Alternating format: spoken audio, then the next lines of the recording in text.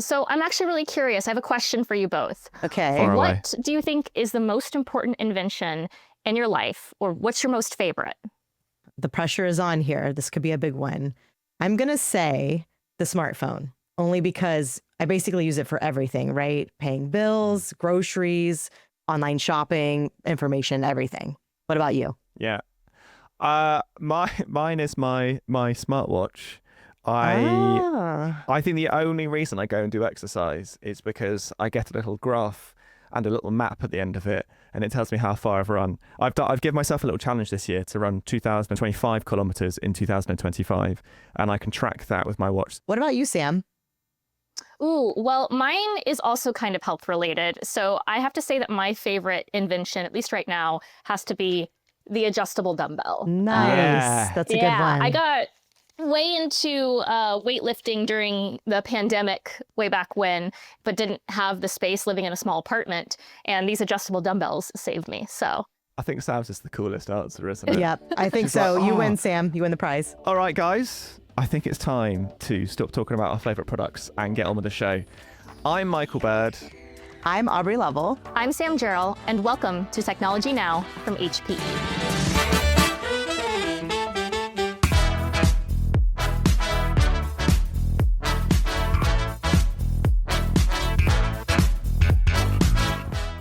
Okay, so you may have noticed an extra voice on today's show. That would be our reporter, Sam Jarrell, who's joining us for our next 2 episodes. Super excited. And based on what we just talked about, I assume, okay, just assuming, today's show has something to do with inventions, possibly? Fingers crossed. Fingers crossed. You would assume correctly. Yes, I've got a couple of stories over the next few shows about innovation and inventions because the other week I visited a very special place, the HP Garage in Palo Alto. For those of us not in the know, why is that specific garage so special?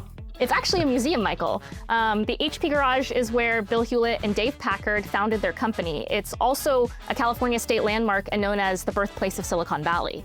So that's sort of where it all started. To some extent, if it wasn't for that garage, we wouldn't be here today talking about whatever it is we're going to be talking about. It's so true. And if you think about it, really in technology, how many success stories have actually started from a garage? That's really interesting. So the history of HP and HPE is really rich. So, Sam, can I just get this straight? It is like a normal garage? Like Very normal garage. But I don't want to give too much away, okay?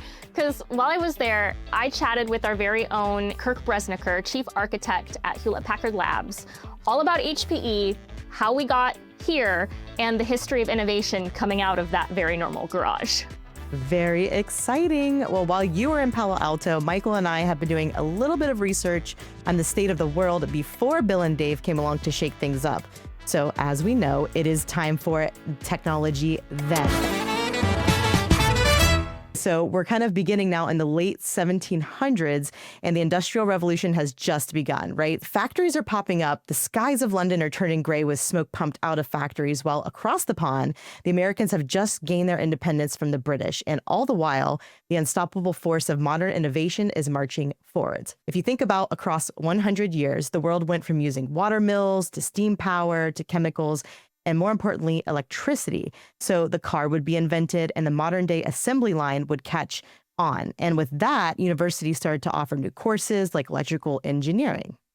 Man, that is massive progress, isn't it? It is. Now, by the 1930s, radio, film, and TV, which all relied on electronic signaling, were becoming increasingly integrated in society, with sound films, aka the talkies, being all the rage. Inspired by this new technology, 2 key people decided to study electrical engineering, but it wasn't until 1934 when those 2 students went on a camping trip and came up with the ideas that would go on to change the world. They were, of course, our very own Bill Hewlett and Dave Packard. Now, I have a question, Sam Michael. Do either of you know about the infamous coin toss? Is that how they figured out what to call the company? Exactly. So this was how they kind of figured out and decided who would go first in the company name. So would it be Hewlett-Packard or would it be Packard-Hewlett, which is really weird to say. Packard-Hewlett feels just a bit awkward, doesn't it? Yeah, it sounds wrong with the names swapped. I think the toss went the right way. Yeah. So where did things go from this fateful coin toss? Well, let's hear from Chief Architect of Hewlett-Packard Labs, Kirk Bresniker, in the place where it all began. Kirk, thank you so much for joining me here. And so, Kirk, exactly is this building that we're standing in right now? We're here in the garage, the foundational laboratory of Hewlett-Packard, where Bill Hewlett and Dave Packard first began their business together here in 1939. Wow. And this place is also called the birthplace of Silicon Valley. Why is that? Because while there are great institutions of higher learning here in the San Francisco Bay Area, no one really stuck around. Everyone got their degree and then hopped back on a plane or train and headed back east because that's where radio was. That's where industry was. But Bill and Dave's mentor, Professor Terman, kept encouraging students, it's pretty wonderful out here in California. How about a couple of you stick around and try and create a West Coast technology hub? And Bill and Dave were the ones brave enough to take that first step. And here we are in the garage where they started it all. Yeah, actually, it seems like a lot of innovation really does kind of take someone pushing you along like that. Absolutely. Why do you think it took a garage, though, to be the birthplace of Silicon Valley? You need that place where you can really find yourself and lose yourself in the work, somewhere where you can spread out, have the tools, have what you need, and actually have that time to be together and immerse yourself in a problem. Okay, we have the work that was already started at school. What are we going to do? I mean, it's kind of amazing when you think about it. It was, 1938, 1939, bottom of the Depression, World War was just around the corner. Bill and Dave had never run a business, just out of school. No business plan, no business experience, no product plan. And yet here they decide to make a go for it. And this kind of a space, you got the doors, you can close the doors if you need some privacy. You can open the doors and get some fresh air here it can be a little bit warm occasionally in the Santa Clara Valley, but that place to call your own and really explore your ideas. Yeah, you touched on something there that I thought was interesting, that it was the Great Depression. They hadn't had any business experience. It really is, like, in some ways, the original startup, right? Oh, absolutely. And I can imagine, the conversation that Dave and Lucille had. Yeah. It's like, okay, we don't have any plans. Our professor says to make a go for it, but do you mind if we start a business in the back of our rented house? And Flora and Lucille played a pretty big role, and that, we're talking a little bit about innovation here today, but that does require a lot of outside support. From what I recall, Lucille kept the books and also had a full-time job at Stanford as well while trying to help support those two. And they baked some things for the oscillators in their enamel baking in her oven. So, I know at different points in my career, I've had that conversation with my wife and saying, okay, here's this next big step. I want to take it together, and so having that support, that just frees you. That is incredibly valuable when you're part of a team. Mm-hmm. And I wanted to talk a little bit about the products. So we mentioned, they had to bake some of the pieces in the oven to do all of that. I'm sure things tasted a little bit strange afterwards. We have the 200 audio oscillators here, I think an A and a B. Can you tell me, what is an oscillator? Like, explain it to me like I'm 5. So you just think of that beautiful tone you hear when you strike a bell, that perfect little tone, and that's really what this does. Is an audio oscillator. So it is something that produces tones, the tones that we hear. Mm-hmm. So if you're in the business where high quality sound reproduction or recording is important, this is a tool of business. This is how you test. This is how you design. This is how you make sure that phone call sounds great. That record captures every sound. And so that is really what they did. And this was really work that started with them as undergraduates. And it's interesting. The key is actually in this light bulb. Oh. Because the light bulb was the key element to make a very low cost, very high quality tone. It doesn't just tell you that the device is on. It actually is a functional element. And that was part of the innovation. That was part of the first patent, using the negative resistance of the light bulb element in order to stabilize the oscillator. So you get that beautiful, pure tone that you were looking for. Wow, I did not know that. And why would somebody purchase an oscillator? Like, it doesn't seem like it was something that I would use in my free time. No, this is test and measurement, right? This is I'm an engineer, I'm a scientist. I need tools in order for me to pursue my passion. And if your passion was sound reproduction, recording, any aspect where the audio range of human hearing is material to your science or your engineering or your business, this is the tool you wanted. Incredibly high quality, great value, and really, it's really what they built their business reputation on, giving scientists and engineers the tool that allowed them to pursue their science and their business. And so what happened next? How did Bill and Dave work lead to Silicon Valley becoming Silicon Valley? So I think there's a couple things. One, they just proved that it could be done, right? And then, they were here for a couple of years, and then they were over on PageMail. But it was really that ability to set people up and to give an example. Well, these two guys made it. I think I can do it too. Dad grew up just in the East Bay on a chicken farm, youngest of 11. Way. And he was 2 when HP was founded, but 20 years later he is a student, and he used the slide rule. We got one right here. He used a slide rule just like this one. Every day in his engineering, it was a wedding present from my mother, an investment in their shared future. That's a very techie gift. But he used it every day till he got that HP 35C calculator. And that changed the way he could pursue his engineering. And that was really, I think, so much about this is tools and capabilities, us providing infrastructure, engineering capabilities. First instruments, then instruments connected together, then instruments that are automated with computation, and then all of those things connecting up to industry, science, and engineering. And I think Bill and Dave were the ones who pointed us all in the direction, this is possible. It's not risk-free, but I really think we can make a go of it. What are some of the highlights to you, those big innovations that have taken us along this road? So I think, especially when you think about HP, and if I think about that through line back, right, instruments for science and industry of unparalleled value and quality. But the big leap was when they realized, first, we should digitize this, right?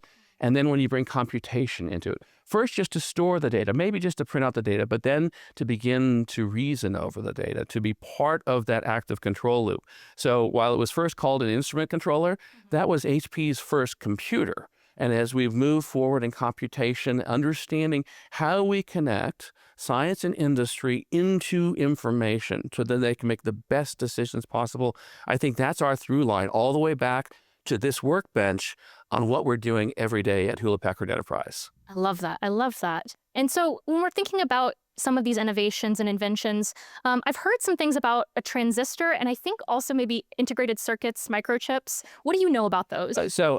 Took the courses in school, and actually we're surrounded by vacuum tubes, and we got we got one right here.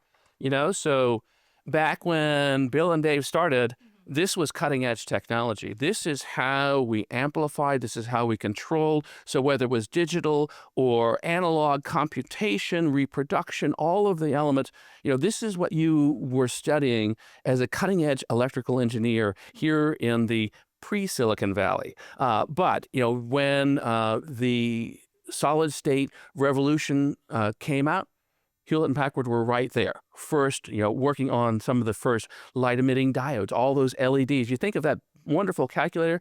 Well, part of the innovation was also in that display, those seven-segment LED displays, because that meant it was small enough with the battery to fit in your pocket and still last a whole workday. So all of those innovations in solid-state technologies, first with transistors, then with integrated circuits, and every time that these new technologies have been there, we've been there to pivot into those. And part of what made that all possible was actually Hewlett-Packard Labs. So 1966, HP was a 20-something at that point. And Bill and Dave said, you know what we really need? We need a team that's looking a little bit farther out.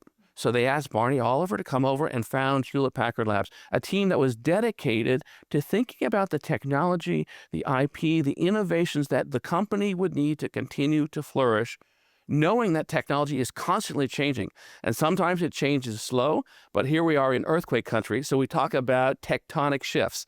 And sometimes the way we've always done things becomes, can you remember when we used to have to overnight? And so that ability for us to come together and to quickly innovate, I think also all of the open development. We always had open research, but open development, open source methodologies, that ability for us to expand the pool of people who are innovating and participating directly in technology, that's also very different than it was. I'm curious to know a little bit more about labs, actually. Are there any standout stories from your time in Hewlett-Packard Labs that, when you think of bringing innovation together as a team, bringing it forward, what can you tell me about your time there?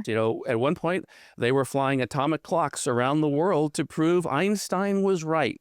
And, their instruments that were something that we could finally, you think of atomic clock, and they used to occupy an entire laboratory. Well, here was something that was actually small enough to sit in the seat with its batteries, 4 of them all together, flying around in 747s in order to prove the time dilation that Einstein had predicted. So we'll put a couple of those really important ones. But I guess for me, it's when we've been able to connect with an important research team. My own personal favorite, we're working with the German National Center for Neurodegenerative Disease Research.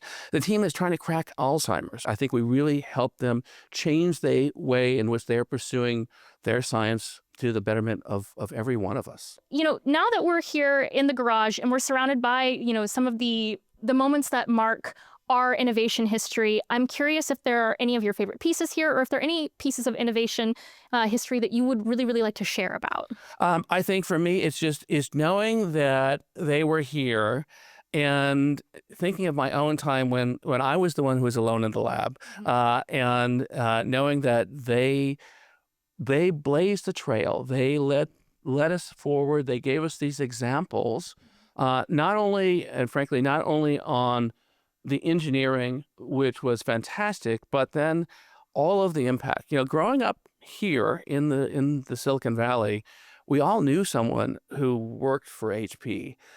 It truly does come from community, these innovations, and it needs to be supported by community for it to happen. I'm curious your take on what is needed in order to create the next oscillator, the next big innovation. And what are the things that maybe stop? So I always tell the young engineers, you're gonna look back on your career and you're gonna laugh about the things you got wrong. You're gonna cry about the things you got right if you had the right idea, but there was something that was holding you back. There was some missing piece. And so, especially for young innovators, it's not just about the technology, right? It's about, first, you have that aha moment, that ingenuity strikes.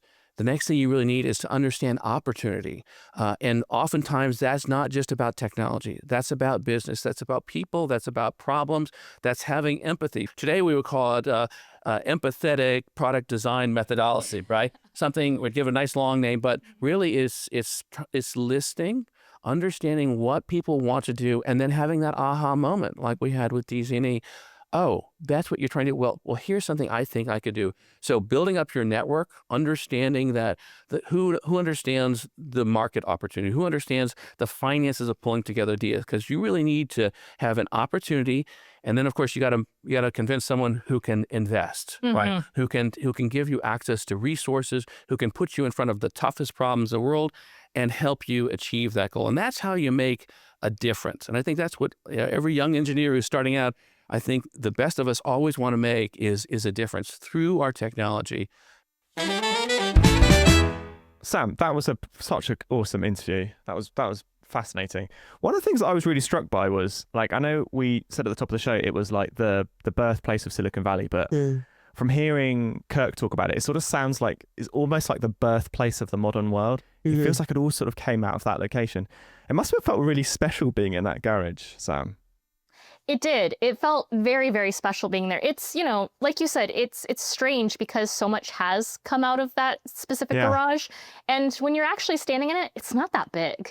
And there's like a singular light bulb, which, I mean, is a passable light bulb. It turns on, but is not reliable for lighting.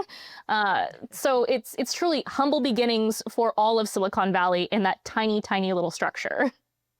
And I guess like the thing to take away from that is like you don't have to have like innovation doesn't have to come from huge companies with huge infrastructure. Like it can come from just an idea and a garage, and I guess that's the whole point of it, isn't it? It's like you can come up with an idea, you can work on it, you might have to make some sacrifices, but just go and do something. I think another point to that story that's super powerful is that what they did was not in a Enlightenment time period. It was in a very challenging time period when you're thinking about coming out of the Depression. And sometimes technology and innovation actually thrives under pressure, right? Trying to find a need to do better or to get to a better place for humanity. And I think what's really interesting is, and I might be dating myself a little bit here, but when I started with the company, it was HP and it was in 2012. We had, a very big emphasis on the HP way. And I think we still carry a lot of that into HPE today around the culture of the company and ensuring the balance between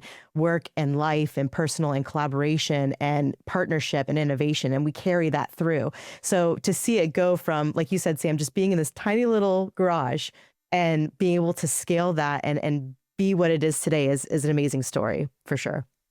Sam, what was it like? Like, were there? I mean, I know we saw it on the footage, but like, there were like tools and like, is it all original stuff? Did it feel like really dusty and just like they just left? It was dusty, that is for sure. Yes, there are tools and things. It's the oscillators are original. I don't know that the actual workbench and things, but most of what is in there is from the actual time period at minimum. And you don't see it there, but the garage is in a backyard. And in addition to there being a garage in that backyard, there's kind of a shack situation that I think that Dave Packard was sleeping in on a day-to-day basis. So it really just goes to show you like how little they had to work with. I mean, he was sleeping in a shack. They were baking parts of the oscillators in the oven. There's a lot to be said for, being resourceful in order to make these things happen and being able to rely on other people and their support to make these things happen. I think about that a lot in like, in our jobs. Like there is an element of sometimes you just have to, what do they say, minimum viable product, just like crack on and do something. And it doesn't have to be perfect or completely slick, but like just make something, take your idea and create something out of it. It feels very, very inspiring. And, you might remember that like Kirk mentioned his father, but I thought it might be a little bit nice to hear more about him and how he inspired Kirk to become the man he is today. That's what I think led my dad to think, okay, I'm the youngest of 11 on the chicken ranch, but I think I could be a rocket engineer. And then he was. And I think when I was sitting right by him, looking over his shoulders as he was getting his master's degree, when I was young, looking over his shoulder as he was doing his homework at night, he'd go to work, he'd come home, we'd have dinner, then he'd go back to work, back to school, and I would sit up late and watch him behind it. And then I thought, I want to be an electrical engineer. And then, of course, going to school here in the Bay Area, all the instruments were HP. Okay, so that brings us to the end of Technology Now for this week. Thank you so much, Sam. That was amazing with the work that you did with Kirk. I think that was a wonderful episode. Great conversation. Well, thank you guys. It was a ton of fun. It really was. And of course, to our listeners, thank you so much for joining us. If you've enjoyed this episode, please do let us know. Rate and review us whenever you listen to our podcast. And if you want to get in contact with us, send us an email to technologynow@hpe.com. And don't forget to subscribe so you can listen first every week. Technology Now is hosted by Aubrey Lovell and myself, Michael Bird, and our reporter for this week was Sam Jarrell. This episode was produced by Harry Lampert and Izzy Clark, with production support from Alicia Kempton-Taylor, Becky Bird, Mikey Nissenbaum, Alyssa Mitri, and Renee Edwards. Our music was composed by Greg Hooper. Our social editorial team is Rebecca Wissinger, Judy Ann Goldman, and Jacqueline Green, and our social media designers are Alejandra Garcia and Ambar Maldonado. Technology Now is a Fresh Air production for Hewlett-Packard Enterprise, and we'll see you at the same time, the same place next week. Cheers. Bye, y'all.